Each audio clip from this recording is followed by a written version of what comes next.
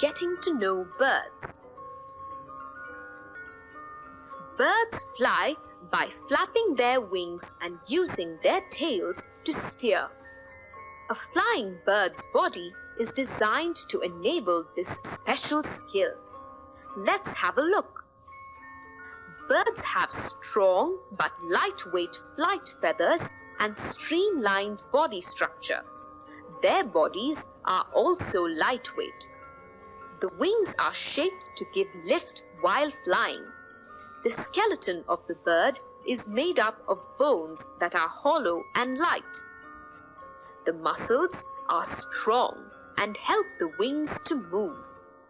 Birds are also equipped with strong hearts and an efficient way of breathing that makes them strong enough to fly. Did you know? The study of birds is called ornithology. A scientist who studies birds is called an ornithologist. Most birds can fly. Crows, cuckoos, pigeons, and sparrows are flying birds. Some of them, like ostriches and emus, can run very well, and some others, like penguins and ducks, are good swimmers. A number of bird groups can do a combination of these.